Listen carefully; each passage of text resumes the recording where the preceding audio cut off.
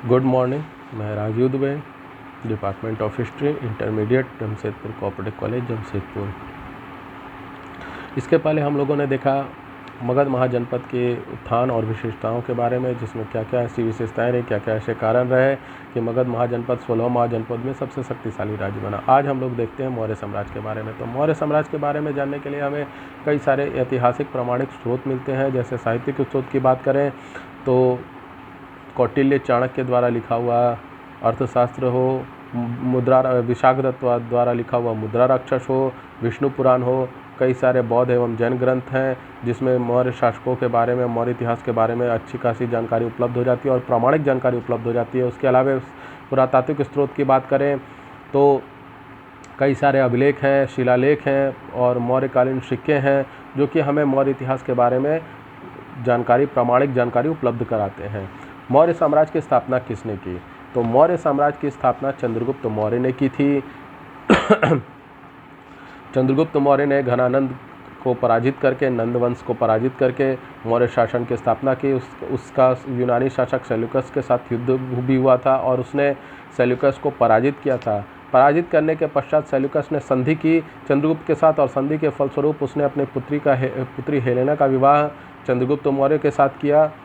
Seleucus ने 305 से 298 ईस्वी पूर्व के बीच में अपने राजदूत मेगास्थनीज को भारत भेजा और वो यहाँ आकर उसने इंडिका नामक पुस्तक लिखी जो कि मौर्य इतिहास के बारे में साहित्यिक स्रोत के रूप में प्रामाणिक जानकारी उपलब्ध कराता है।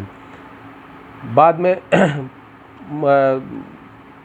चंद्रगुप्त मौर्य ने भद्रबाहु से जैन धर्म की दीक्षा ली और 298 ईस्वी पूर्व श्रवण बेलगोला मैसूर जाकर उसने सल्लेखन या उपवास द्वारा अपना देह को त्याग दिया। सल्लेखन के बारे में बताऊं कि ये जैन धर्म ग्रंथों में इसका कई बार उल्लेख मिलता है। ज़्यादातर जैन मुनि जो होते हैं, जैन साधक जो होते हैं, वो सल्लेखन द्वारा अपने देह को त्यागते हैं जब उन्हें लगता है कि नहीं, अब देह को त्याग देना ही सर्वोत्तम गति है, सर्वोत्तम रास्ता है, सर्वश्रेष्ठ रास्ता है, तो वो अपने देह को त्याग देते हैं उपवास द्वारा। ये सल्लेखन के द्वारा ही चंद्रगुप्त मौर्य ने अपने देह को त्याग दिया, मृत्यु को प्राप्त हुए। चंद्रगुप्त मौर्य के बाद में मगध का शासक बिंदुसार बना।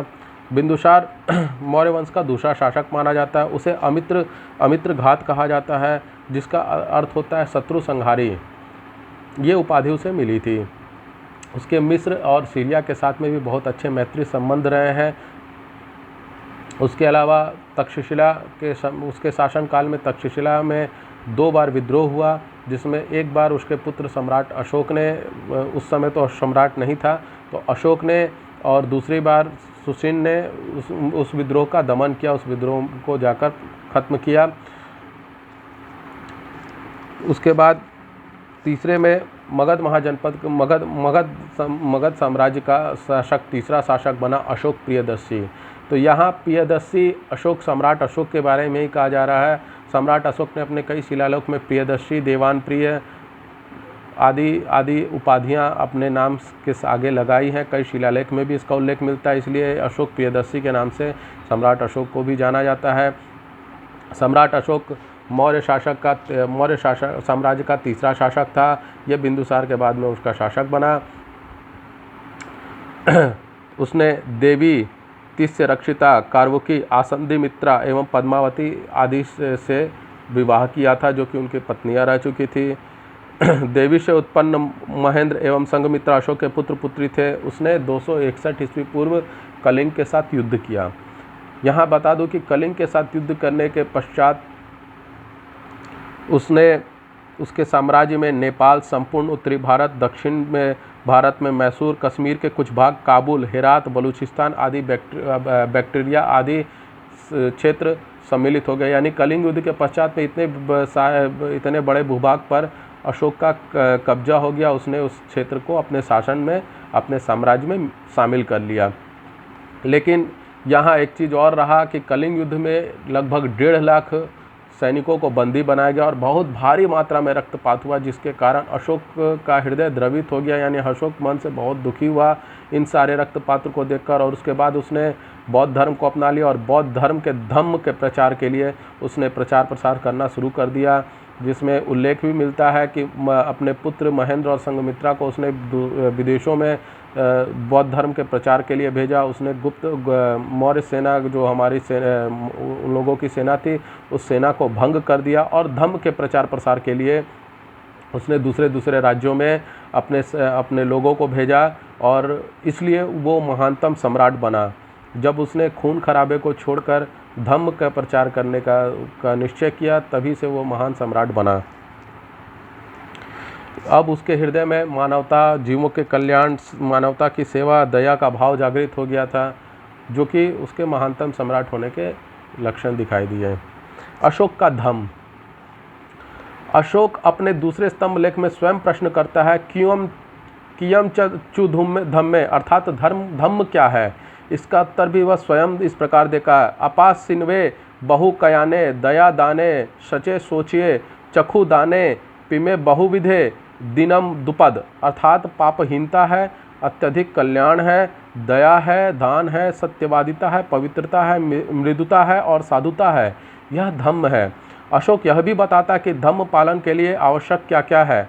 1. प्राणियों की हत्या न करना, 2. माता पिता की सेवा करना, 3. वृद्धों की सेवा करना, 4. गुरुजनों का सम्मान करना, 5. मित्रों, परिचितों, ब्राह्मणों, श्रमणों एवं दासों के साथ अच्छा व्यवहार करना। श्रमण यानी कि श्रमिक लोग, मजदूर लोग। दास यानी जो गुलाम, उस समय दास प्रथा रही होगी, तो गुलामों के साथ अच्छा व्यवहार करना। अल्प व्यय एवं अल्प संचय। अल्प व्यय यानी कम खर्च और अल्प संचय यानी कम से कम बचत। बाकी चीज़ें दान करनी है, यानी अगर आप 10 रुपया कमाते हैं तो अगर आप जितना 2 रुपया खर्च करिए तो 2 रुपया बचाइए और बाकी जो 6 रुपये बचते हैं वो दान करिए, समाज के कल्याण के लिए, लोक कल्याण के लिए। इस तरह की नीति अशोक ने बताई। उसके अलावा सादगीपूर्ण जीवन, जितना सादा जीवन रखिए उतना ज़्यादा अच्छा होगा। उसके अलावा 5 दुर्गुण भी बताए अशोक ने, जिसमें उग्रता यानी कि बहुत ज़्यादा उत्तेजित होना, 2 निष्ठुरता यानी कुछ नहीं करना, 3 क्रोध, 4 गर्व, 5वां ईर्ष्या। क्रोध भी आप करते हैं तो भी आप गलती करते हैं। क्रोध ज़्यादा करना सेहत के लिए भी नुकसानदायक होता है और समाज के लिए भी नुकसानदायक होता है। गर्व करना यानी घमंड करना, घमंड कभी करना ही नहीं चाहिए। घमंड तो रावण का नहीं टिका, तो हम तो साधारण मनुष्य हैं। तो गर्व करना यानी घमंड करना वो भी सही नहीं है। और ईर्ष्या करना, किसी को देख के जलना, वो भी सही नहीं है। इन सब ये एक अशोक ने 5 दोष बताए। तो आज हम लोगों ने देखा अशोक के बारे में, चंद्रगुप्त के बारे में, बिंदुसार के बारे में। आपको ये वीडियो कैसा लगा? लाइक करें, कमेंट करें, शेयर करें और ज़्यादा से ज़्यादा मात्रा में सब्सक्राइब करें, शेयर करें। और अगर किसी तरह का कोई डाउट हो तो मुझसे ज़रूर प्रश्न पूछें। धन्यवाद।